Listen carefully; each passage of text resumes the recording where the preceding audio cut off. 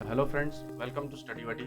मेरा नाम है अविनाश सिंह और आज का हमारा टॉपिक है डेमोक्रेसी। जी हाँ, लोकतंत्र। ये एक बहुत ही ज़्यादा यूज़ किया जाने वाला वर्ड है, बहुत ज़्यादा इसका यूज़ होता है और हम लोग रोज ही इस वर्ड को सुनते हैं, लोकतंत्र। और पॉलिटिकल पार्टीज तो हमेशा ही ये मुद्दा उठाती रहती हैं कि हमारा देश खतरे में है, लोकतंत्र खतरे में है, ऑटोक्रेसी की तरफ हमारा देश बढ़ रहा है।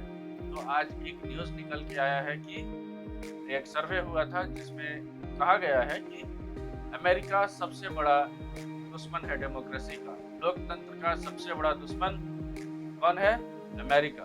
तो हम लोग इस टॉपिक को आज डिस्कस करेंगे। इस वीडियो में आप जानेंगे कि डेमोक्रेसी क्या है, डेमोक्रेसी का डेफिनेशन आप जानेंगे, डेमोक्रेसी शब्द आया कहाँ से था ये भी आप लोगों को हम बताएंगे। तो अगर आप नॉलेज गेन करना चाहते हैं, अगर आपको इंफॉर्मेशन चाहिए तो इस वीडियो को जरूर देखिए। ये वीडियो आप ही के लिए है। ये वीडियो सबको देखना चाहिए क्योंकि हम सब एक डेमोक्रेटिक कंट्री में रहते हैं और ये जो डेमोक्रेसी शब्द है ये हम सबसे जुड़ा हुआ है कि आखिर ये डेमोक्रेसी है क्या।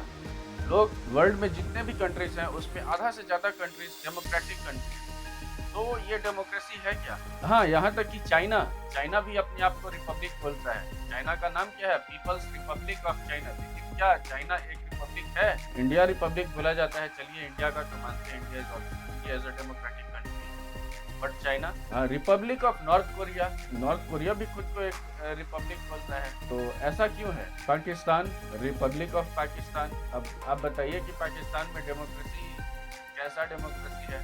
बस नाम का डेमोक्रेसी है और वहाँ पर रूल कौन करता है? मिलिट्री रूल चलता है। तो हम आज इस शब्द को थोड़े अच्छे से डिस्कस करेंगे और जानेंगे कि आज डेमोक्रेसी वर्ल्ड पे इतना बवाल क्यों मचा हुआ है। तो हाल ही में एक वोटिंग हुआ था, एक सर्वे हुआ था जिसमें वर्ल्ड के 53 कंट्रीज में सैंपल किया गया था और ये 53 कंट्रीज ने कहा था, इन 53 देशों ने कहा कि डेमोक्रेसी को सबसे ज्यादा खतरा अमेरिका से।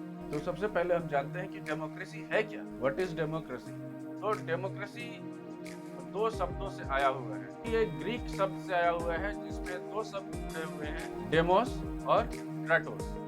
डेमोस मतलब होता है पीपल, मतलब लोग, और क्राटोस मतलब होता है पावर, मतलब कि एक ऐसा सिस्टम जिसमें ताकत या सत्ता लोगों के हाथों में हो, जिसमें लोग अपने खुद के रिप्रेजेंटेटिव चुनते हैं, अपने नेता चुनते हैं और वो नेता उनके बदले में देश को चलाते हैं। तो सबसे पहला पॉइंट तो ये हो गया कि वो लीडर जो लोगों के द्वारा चुने गए हो वही देश को चलाए। दूसरी बात कि एक डेमोक्रेटिक कंट्री में, एक लोकतांत्रिक देश में लोगों के पास अभिव्यक्ति की आज़ादी होती है, freedom of expression, freedom to organize. मतलब कि लोग अगर गवर्नमेंट के अगेंस्ट प्रोटेस्ट भी करना चाहते हैं तो वो शांतिपूर्वक प्रोटेस्ट कर सकते हैं, धरना दे सकते हैं, है ना। आप देखिए इसका एग्जांपल है कि सिंधु बॉर्डर पे किसान जो प्रोटेस्ट कर रहे हैं, धरना दिए हुए हैं, वो भी एक डेमोक्रेटिक कंट्री में ही पॉसिबल है। अगर एक ऑटोक्रेटिक कंट्री होता चाइना की तरह, क्या करता कि तुरंत मार के भगा देता। चाइना ने तो यहाँ तक तियानमेन स्क्वायर मासेकर के बारे में आप लोग अगर जानते होंगे तो आपको पता होगा कि चाइना के कुछ स्टूडेंट्स चाइना के खिलाफ प्रोटेस्ट कर रहे थे, धरना दिए हुए थे, धरना देकर तियानमेन स्क्वायर पर बैठे हुए थे। लेकिन चाइना ने क्या किया, उन्हें हटाने के लिए वार्निंग दिया, लेकिन वो नहीं हटे तो उनके ऊपर चाइना ने टैंकर चढ़ा दिया। तो ये एक डेमोक्रेटिक कंट्री में नहीं हो सकता है। भारत में ये चीज़ नहीं हो सकता है। गवर्नमेंट किसी के ऊपर टैंकर चढ़ा के उनको मार नहीं सकती है ना। अमेरिका में भी ऐसा नहीं हो सकता है। किसी भी डेमोक्रेटिक कंट्री में ये चीज़ नहीं होगा। और अगर किसी डेमोक्रेटिक कंट्री में ऐसा होता है तो इसका मतलब कि वहां पर डेमोक्रेसी खतरे में है। आप जानते हैं कि ये जो पॉल हुआ है, जो वोटिंग हुआ है, वो क्या बोलता है? हाल ही में एक सर्वे हुआ है जिसमें लोगों का मानना है कि रशिया और चाइना से ज्यादा खतरनाक अमेरिका है डेमोक्रेसी के लिए। और ऐसा नहीं है कि लोग अनडेमोक्रेटिक हो गए हैं। लोगों का मानना है कि डेमोक्रेसी होना चाहिए और मोर देन 50,000 लोगों के बीच में ये पॉल हुआ था और 53 कंट्रीज के लोगों ने ये बात कहा है। लेकिन ये हो क्यों रहा है? लोगों का ये क्यों मानना है? लोगों का मानना इसलिए है क्योंकि अमेरिका अपने आप को एक डेमोक्रेसी का गार्जियन कहता है। जहाँ भी डेमोक्रेसी को खतरा होगा वहाँ अमेरिका जाएगा उसको प्रोटेक्ट करने के लिए। ये ऐसा अमेरिका खुद कहता है। लेकिन यहाँ पाया जा रहा है कि लोगों लोगों का मानना है कि सबसे ज़्यादा इनइक्वालिटी भी अमेरिका में ही, मतलब असमानता। इनइक्वालिटी मतलब असमानता, सबसे ज़्यादा असमानता भी अमेरिका में ही है। तो गरीब और अमीर के बीच में एक गैप है, एक डिवाइड है। आप देखे होंगे बहुत सारे मूवीज में, हॉलीवुड मूवी अगर आप देखते होंगे तो वहाँ पर भी गरीब लोग हैं। ऐसा नहीं है कि गरीब सिर्फ भारत में ही है, अमेरिका में भी गरीब लोग हैं। और वो लोग कहाँ रहते हैं? तो उनको भी आप देखेंगे कि फुटपाथ पर रहते हैं, बस में घर बना के रहते हैं। वहाँ भी कैंपेन चलता है, support the homeless, help the homeless, etcetera. और दूसरा थ्रेट क्या है? दूसरा थ्रेट है बिग टेक कंपनी। इनको भी एक थ्रेट के रूप में, एक खतरा के रूप में महसूस किया जा रहा है लोगों के द्वारा। और क्यों माना जा रहा है और क्यों नहीं माना जाए? देखिए, अभी हाल ही में जैसे कि हम लोगों को पता है कि व्हाट्सएप ने भी अपनी प्राइवेसी पॉलिसीज को अपडेट किया है। बहुत सारे ऐसे बिग जो बड़े टेक्नोलॉजी कंपनीज हैं जैसे फेसबुक, व्हाट्सएप, इंस्टाग्राम, ये सारे क्या करते हैं? ये सारे टेक कंपनीज हमारा डेटा लेते हैं और बिना डेटा के ये कोई भी सर्विस हम लोगों को नहीं देते। अगर ये आपको कुछ सर्विस फ्री में दे रहे हैं और आपसे पैसा चार्ज नहीं कर रहे हैं, तो इसका मतलब क्या हुआ कि वो आपको प्रोडक्ट तो नहीं दे रहे हैं, लेकिन आपसे दूसरे रूप में फायदा ले रहे हैं। आप ही प्रोडक्ट हैं उनके। वो आपको क्या करते हैं? एडवर्टीजमेंट्स दिखाते हैं।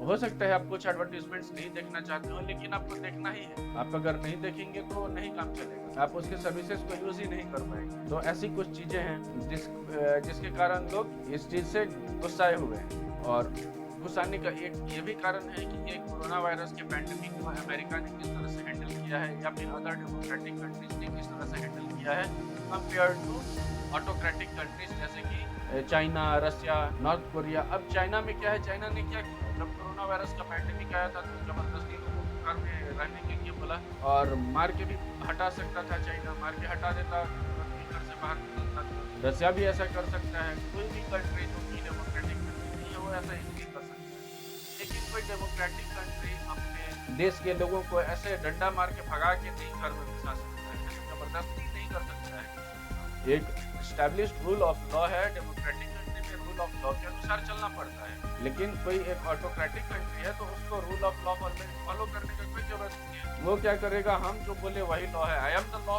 ऐसा उनका कहना है। तो उनके लिए ये सारे लॉजिस्टिक्स को कवर करना, ये काम करना आसान हो जाता है। लेकिन अगर डेमोक्रेटिक कंट्री से इसी को कंपेयर किया जाए तो डेमोक्रेटिक कंट्री के लिए ये थोड़ा कठिन होता है, क्योंकि एक ऑटोक्रेटिक कंट्री के लिए लोगों को भगाना, मारना, पीटना कोई बड़ा बात नहीं है, वो लोग कर सकते हैं। अगर देश को बंद करना हो, लॉकडाउन पर रखना हो 2 महीना के लिए, 3 महीना के लिए, तो वो आसानी से रख देते हैं, क्योंकि उनको लोगों से कोई फर्क ही नहीं पड़ता है। लोग क्या सोचेंगे, क्या करेंगे, क्या नहीं करेंगे, उनको किसी को जवाब देना नहीं है, लोगों के प्रति उनकी जवाबदेही नहीं है, इसलिए वो कर सकते हैं। लेकिन एक डेमोक्रेटिक कंट्री में लोगों के प्रति सरकार की जवाबदेही होती है, जिसके कारण सरकार बहुत सी चीजें चाहते हुए भी नहीं कर पाती है। अब देखिए कि जो डेमोक्रेटिक और जो थोड़ा लेस डेमोक्रेटिक कंट्रीज हैं वो अपने गवर्नमेंट के पैंडेमिक रिस्पॉन्स से कितना सेटिस्फाइड है।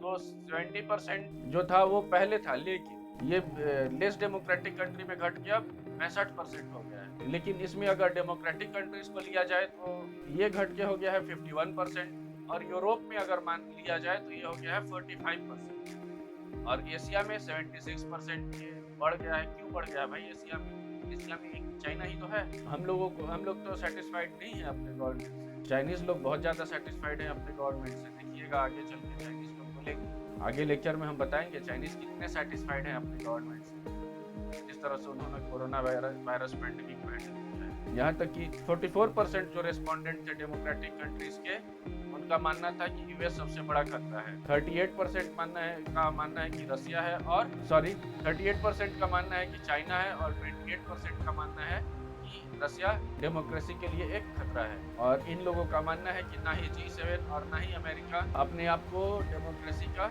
डिफेंडर बोल सकता है, मतलब डेमोक्रेसी का रक्षक बोल सकता है, लोकतंत्र का रक्षक। लेकिन फिर भी लोगों का, वर्ल्ड के 81% लोगों का मानना है कि डेमोक्रेसी ही होना चाहिए, किसी भी देश में एक डेमोक्रेटिक फॉर्म ऑफ गवर्नमेंट ही होना चाहिए। और कुछ लोगों का मानना है कि उनका कंट्री डेमोक्रेटिक है, ऑलरेडी है, अभी भी है।